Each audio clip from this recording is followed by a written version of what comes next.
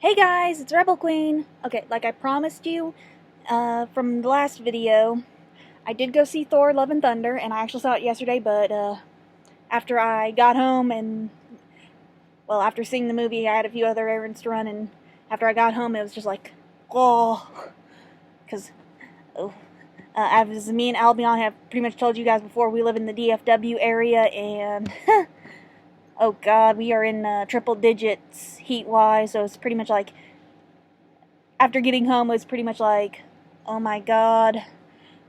Oh. Even today, it's no better. It's like double armpit, especially like if you're out in the sunny areas. So if you are some of our people who actually live in this area, be safe, please. We really don't want anybody to keel over from heat stroke, so please remember to drink plenty of water. But going on to the review, now, just kind of a quick thing, when I went into the theater, now, there was no trailer for this yet, but when I went to the theater, I saw that they had a big poster, well, not poster, cutout for it, for the Black Panther sequel, Black Panther Wakanda Forever. Apparently that is coming out in November, or was it, yeah, November, so we're almost there, people, and so hopefully we'll be getting trailers for that soon. And it'll be interesting to see like how they're going to take that, since they've already told us they aren't recasting the role of T'Challa. So pretty much like the rumor going on that one is that they're going to go more like on some of the comic routes where Shuri takes over the mantle. So it's going to be interesting to see how that one kind of goes. But again, going more onto the review for Thor Love and Thunder, the movie was good, and just kind of going by the name Love and Thunder, there's a lot of classic rock in the movie, which, so it's like during a lot of the fight scenes, you pretty much are like just kind of like jamming out. I think I was kind of, me and some of the older crowd were just kind of like more jamming out, because it's like we actually recognize the songs. Honestly, I've made no bones to you guys. I grew up in a household where basically, even though, yes, I pretty much was exposed to like some of the newer stuff, basically all of what I pretty much grew up listening to was the pretty much classic rock stuff. So it's like I heard pretty much all of what was pretty much played in the movie I grew up listening to. But it was good, and it's like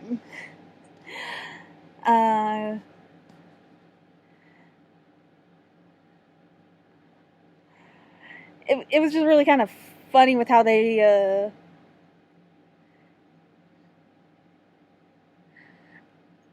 I'm trying to be real careful here, because I don't want to spoil it for you guys. I mean, I know the movie has been out for a week, but it's like there are some people who haven't really had a chance to go and see it yet. Or they're waiting until, if they have a Disney Plus subscription, they're waiting that 45-day period just so they can watch it without having to, well, waste money in a movie theater. So it's kind of like, But it was a good movie, and it's like, it has a lot of funny parts in it, because it's like, basically like in the beginning of the movie, where Thor is still with the Guardians, and they're taking care of this one distress call, and it's like, honest to God, the invaders that they're taking care of, these little guys, I'm probably going to get a lot of flack from some of the Star Wars fans for this one, but it's like, even Albion agreed with me, because, like I told you, he's already seen the movie. I'm talking to him after I've watched it, and he's like, it's like, those little guys that they're taking on, I'm like, they look like they could have come from Star Wars. And he's like, and he thought about it a moment, like, yeah, you're right. It's like, and it's like right in the beginning when Thor is still with the Guardians. And honestly, in that whole fight sequence, it's just like Thor's having fun with it. It's like, he's like, really? And you'll see what I mean when you're watching that whole fight sequence. It's like, he's like, okay. And they just like pop up some jokes in there too, because it's like, for like the whole Guardians until their short little part in the movie is done. You remember the one Ravager guy who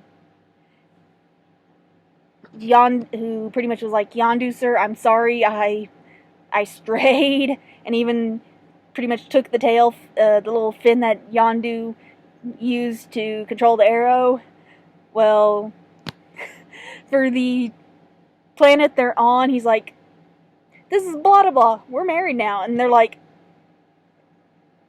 dude, you gotta quit doing this. So apparently, since he's been with them since everything happened, since the last Guardians movie, apparently every time they land on a planet, he either gets a new girlfriend or he ends up married to some alien chick. And it's just like, okay.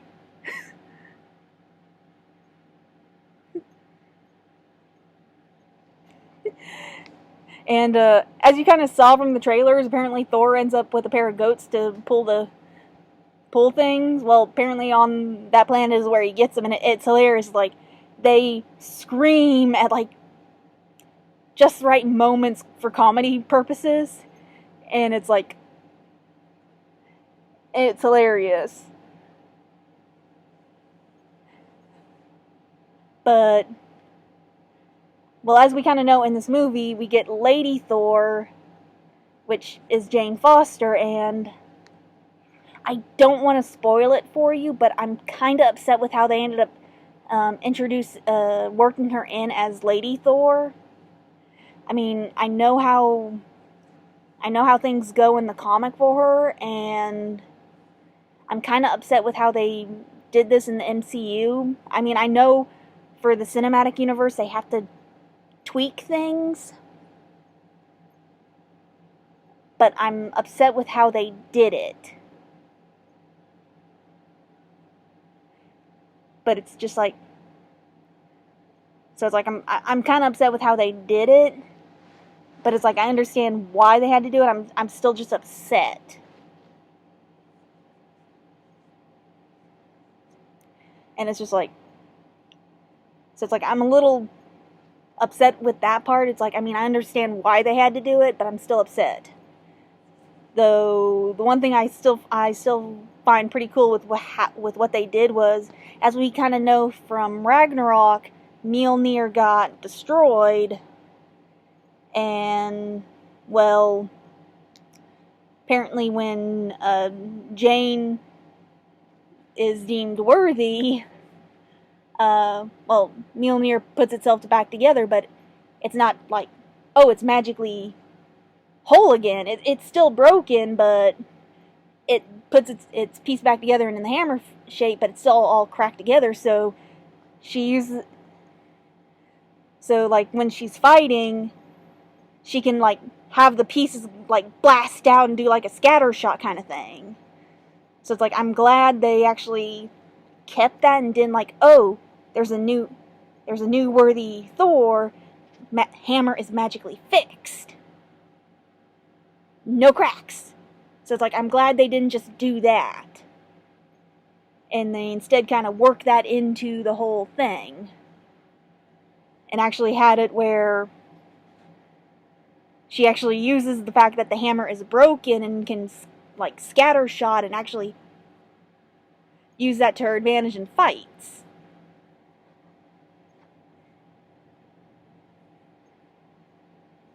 Which you'll see more of that. You'll see how she uses that in the the movie, because I'm not going to spoil that.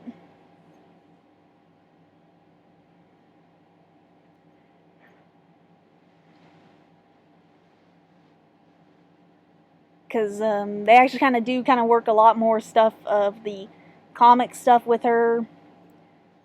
But it's like, I'm still kind of upset with like how they kind of worked her comic stuff as being Lady Thor in. But like I said, I understand they have to change things up to fit with how they're working things into the cinematic universe. I just kind of hate how they did it.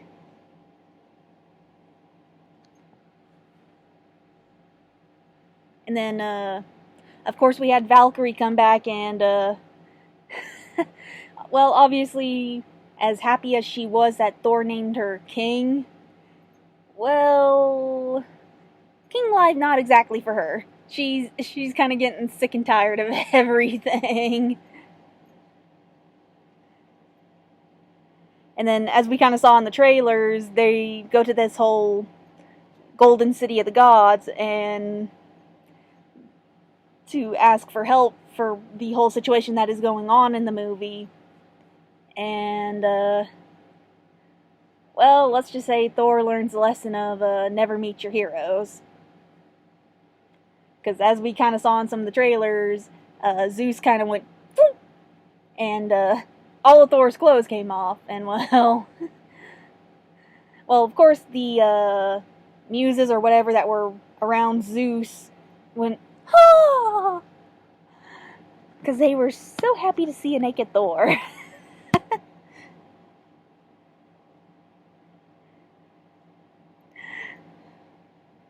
And then when Zeus was like, then when Thor was trying to get Zeus and the other gods to help him because of the situation, well, Zeus was like, what about your friends? And, well, that's kind of when Valkyrie and Jane were like, oh, no, we'll show ourselves, because they didn't want to take the chance that he'd do the same thing. Because this is a little bit of a spoiler for you guys. Like, when Zeus makes his entrance into the whole God City thing, he's like, 2 things on the agenda: location of the next orgy, and like, I can't remember the other one, but it's like, I mean, yeah, I think that kind of sets things up for you on that first thing. But then again, not to piss anybody off who worships like the Greek gods or anything, but I think that kind of tells you something there, considering for those of you who at least know the Greek myths, that kind of tells you something, at least concerning how they're at least portraying Zeus in the MC universe. If you at least know the Greek myths, at least concerning Zeus.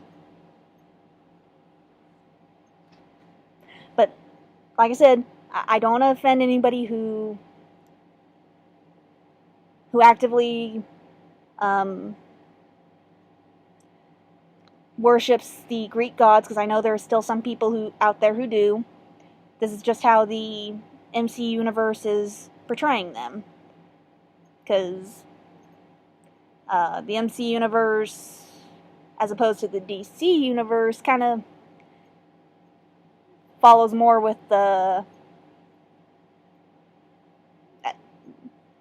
well, as opposed to the DC universe, the MC universe, the Marvel universe was more focused on like the Norse myths and a few other stuff, while the DC focused more on Greek. Because, I mean, as we all know, DC had a lot more to do with the Greek myths, considering they have Wonder Woman as one of their frontliners. But that's neither here nor there.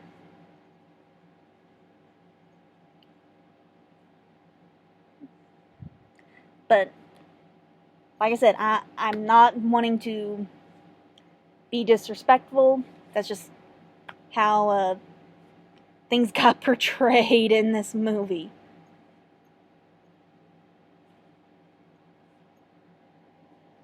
As I'm pretty sure, like, a lot of people who worship North religions, aka like Thor, Odin, and all that stuff, they're kind of going, yeah, with the Thor movies, because, I mean, granted, a lot of this stuff kind of gets lost in translation, but the Thor comics and stuff do delve a lot into the Norse mythos and religions that the Vikings did believe in. But, like I said, that's neither here nor there.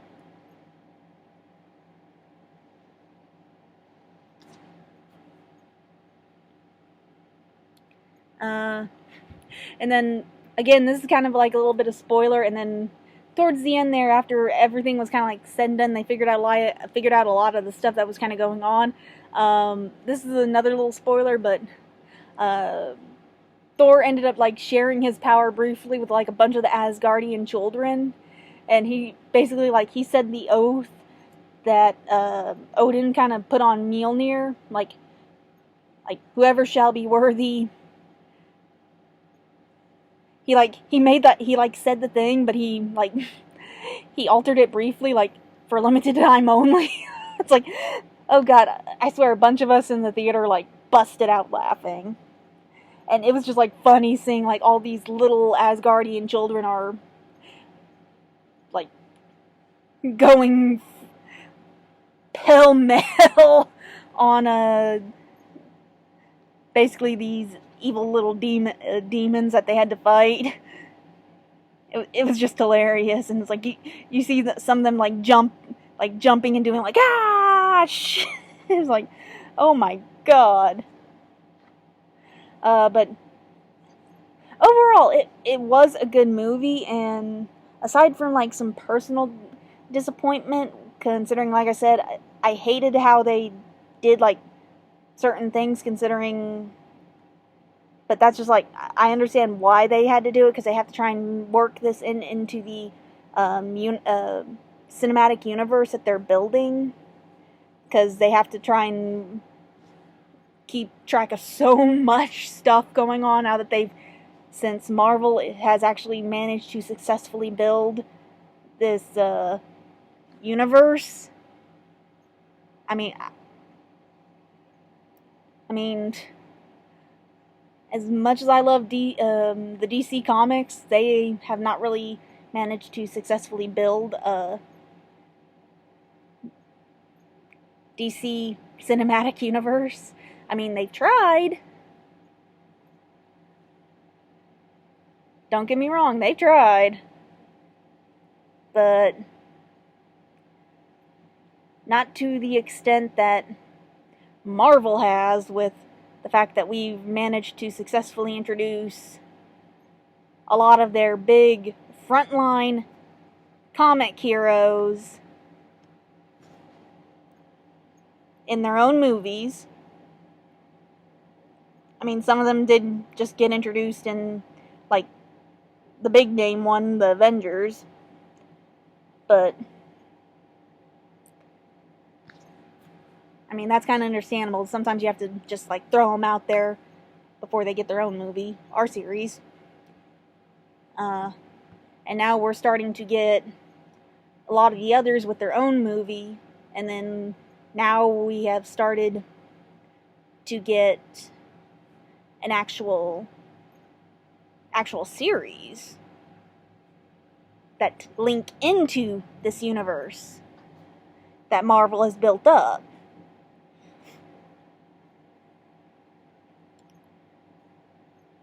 And it's only going to get bigger now that Marvel has now gotten the rights back to be able to use X-Men. So we're going to be able to see how Marvel is going to use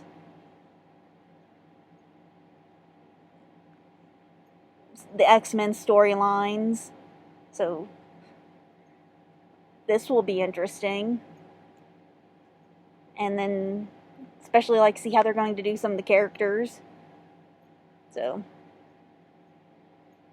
I mean, unfortunately, I don't think we're going to see Hugh Jackman reprise his role as Wolverine. He said he's done with that character, but then again, you never know.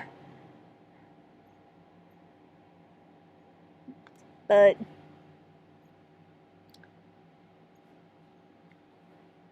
kind of going, I know I've kind of gotten off track, but Love and Thunder was a good movie.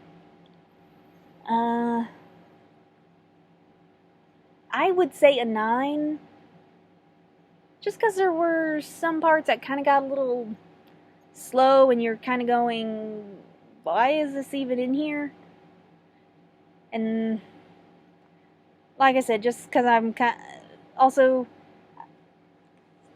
I do kind of wonder why they had to go this route just to do the whole Lady Thor thing, when I think they could have actually gone the original comic route. But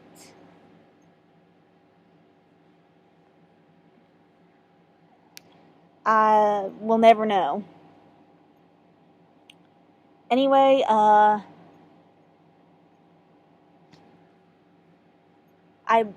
I know the one animated movie I told you guys about that I was interested in seeing when I went to go see The Bad Guys is out. I know it came out. I don't know when I'm going to go see it because this next weekend is going to be kind of busy. So 50-50 on stuff.